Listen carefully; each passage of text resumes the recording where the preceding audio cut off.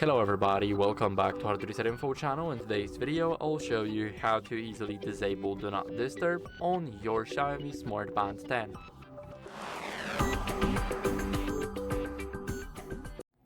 So first, what you guys need to do is go over to settings. So let's open it up, let me hold it. Now we need to scroll down. Now let's see settings. And here scroll down to the DND settings. Now, as you guys can see, the Do Not Disturb is right here. So all we gotta do to disable it, basically we need to click on it. So now it's disabled, and now we will receive notifications normally, and also we will hear the calls that are incoming.